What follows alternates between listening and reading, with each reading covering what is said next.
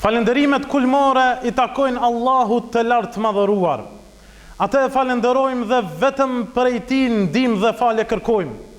Tek ai mbështetemi të nderuar vëllezër për veset dhe veprat tona të liga eventuale. Të nderuar xhamatlin, ju të cilët dëshmoni në lartë madhërinë e Allahut subhanahu wa taala. Kemi diskutuar në gjumën e kaluar dhe jemi munduar që ta vëmë në pah madhështinë e Allahut fuqiplot, duke trajtuar këtë lloj madhështie nëpërmjet disa realiteteve shkencore, siç ishte shembulli Big Bangut apo shpërthimit të madh. Kurse sot të nderuar vëllezër, me lejen e Allahut fuqiplot, ai i cili na dha intelektin, do të mundohemi që të trajtojmë para jush dhe të vëmë në pah madhështinë e Allahut subhanahu wa taala në krijimin e njerëzit. Dhe për këtë arsye të nderuar vëllezër, çdo gjë e cila ekziston në këtë univers dhe shumë prej argumenteve të Allahut fuqiplot që ne i shohim, i prekim dhe i përjetojmë, vërtet tregojnë për ekzistencën e një fuqie absolute, e ajo është Allahu fuqiplot. Të nderuar vëllezër, Allahu subhanahu wa taala kur e krijoi njeriu, e krijoi në formën më të bukur. Dhe pasi që e krijoi, i sfidoi të gjithë njerëzit, të cilët marrin guximin të mendojnë se ka ndonjë krijues tjetër përpas Allahut. Andaj Allahu i sfidoi këta njerëz, duke thënë në surën Luqman: "Hadha khalqullah, faruni madha khalaqa alladhina min dunih, bal adh-dhalimuna fi dalalin ba'id." Fa kjo është veprimi dhe krijimtaria e Allahut subhanahu wa taala në univers. Andaj tha: sjellni ju ndonjë krijues tjetër përpas Allahut, a ka mundësi që të ngjasoj në krijim ashtu siç ka krijuar Allahu universin, galaktikat, yjet e kështu me radhë? Mirë, po ja që shumica njerëzve, ja që shumë prej tyre janë mizor dhe janë në një humbje të qartë dhe të pafund. Të nderuar vëllezër,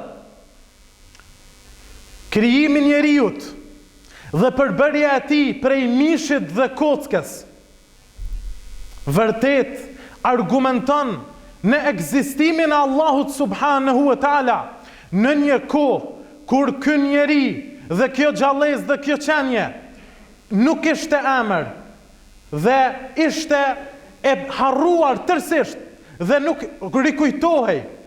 Atëherë Allahu subhanahu wa taala e sjellë në ekzistencë. Dhe Allahu tha në surën Insan, në një kaptin që ka quajtur kaptina e njeriut, Allahu tha: "Hal ata 'ala al-insani hinun min ad-dahr lam yakun shay'an madhkura. Inna khalaqnahu min nutfatin amshajin nabtalih faj'alnahu samian basira." Tha, ka kaluar një periudhë e gjatë kohore kur njeriu ishte një qenie pa emër dhe pa përmendur. Tha, ne e krijuam atë nga uji i bashkëdyzuar për ta sprovuar, dhe i dham atij sy për të parë dhe i dham vesh për të ndëgjuar. Andaj vëllezër të nderuar, edhe shkenca bashkëkohore, e cila pretendon se ky univers është krijuar para 13 miliard vitesh, thot se njeriu është krijuar tek në periudhën e fundit të këtyre miliardave. Pra që në kupton se universi, galaktikat kanë qenë të krijuara para njeriut me miliarda vite. Andaj të ishe i paharruar, Allahu të solli në këtë ekzistencë dhe të dha dinjitet që të jetosh kryelart. Mirë, po me kryelartësi pozitive e jo me kryelartësi negative. Të nderuar vëllezër, me gjithë këto që ne i themi dhe me gjithë ato që ne i shohim dhe i ndjejmë, shumë pak prej nesh jemi falendërues ndaj Allahut subhanahu wa taala. Shumë pak e falenderojmë atë i cili na krijoi dhe shprej shumë gjallësave na dalloj me intelekt, dhe prej shumë gjallësave që i caktoj një ushqim të veçantë për ta, neve nuk na caktoj, neve na dha ushqime të ndryshme, drithëra të ndryshëm, lloj shmëri të ndryshme të bimeve dhe të ushqimeve dhe të mishrave. Andaj si të mos jemi ne falëndërues ndaj Allahut subhanahu wa taala.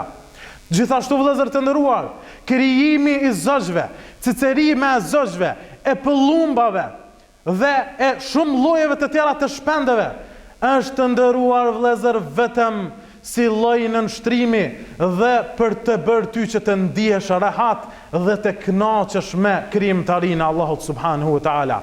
Manushaqet, lulet, trandafilat, të cilat kanë erë dhe kanë aromë dhe kanë ngjyrë dhe forma të ndryshme nga njëra tjetra, janë krijuar të nderuar vëllezër vetëm për rahatin tënde dhe kënaqësinë e shpirtit tënd.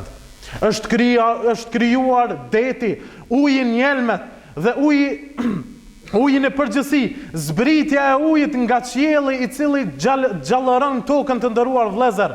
Është krijuar o ti njeri vetëm për të ushqyer ty nga këto elemente toksore në mënyrë që të jesh i gjallëruar në këtë botë dhe të ndihesh rehat dhe i kënaqur. Dhe shumë gjëra tjera të nderuar vëllezër, mirë po ja që shumica e njerëzve të nderuar nuk janë falëndërues dhe nuk janë mirënjohës ndaj Allahut subhanahu wa taala. Prej argumenteve më të mëdha që ne do të dëshmojmë se ekziston një fuqi absolute në këtë gjithësi dhe në këtë univers të nderuar vëllezër është krijimtaria yte o ti njeri. Wa fi anfusikum afala tubsirun.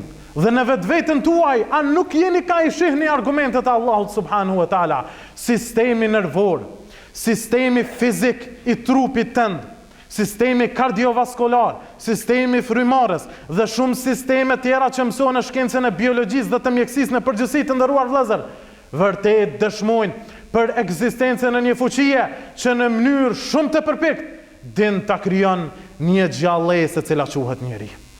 Andaj të nderuar vëllezër, Allahu subhanahu wa taala për ta vënë në pa madhështinë e tij në krijimin e njeriut, Allahu na tha në njërin prej kaptinave të Kur'anit, yakhluqukum fi butuni ummahatikum. Allahu ju krijoi juve në barqet e nënave tuaja. Fa yakhluqukum fi butuni ummahatikum khalqan min ba'di khalq. Fa etap pas etape fi dhulumatin thalath. Ju krijoi në barqet e nënave tuaja, etap pas etape, në periudhë dhe në të ri errësira. Andaj të nderuar vëllezër, shkenca bashkëkohore zbuloi se më të vërtet njeriu përgjatë lindjes dhe shtatzanisë së nënës kalon tha në 3 errësira dhe në 3 periudha. Andaj shkencëtarët na thanë se ato 3 periudha janë: e para prej tyre thashtë periudha paraembrionike apo paraembrionale, periudha dhe faza e dytë është periudha embrionale dhe periudha e tretë të nderuar vëllezër tha periudha e fetusit. Periudha e parë, periudha paraembrionale është periudha fillimi i 2 javëve apo 3 javëve të para kur fillon qeliza e sapo fëkunduar në mitrën e nënës të shumuhet. Periudha dhe faza e dytë të nderuar vëllezër, periudha embrionale, kur foshnja fillon të bëhet embrion, fillon prej javës së 8 e deri në lindje pastaj, deri në javën e 8. Dhe periudha e tretë të nderuar vëllezër, periudha e fetusit, është deri në lindjen e foshnjës, ku dallojnë prej periudhave paraprake, nga se fillojnë gjymtyrët e njeriut, trupi, dora, këmba që të zhvillohen dhe të shihen dhe të formohen si qenje e njeriut, derisa njeriu të dalë në këtë dynja dhe të argumentoj dhe të shoh të nderuar vëllezër se sa krijesë e dobët është në krahasim me atë i cili e krijoi dhe me lejen e atij i dha leje që në këtë dynja të jetoj dhe të frymoj. Aqulu qawli hadha wa sami'tu astaghfirullah li wa lakum.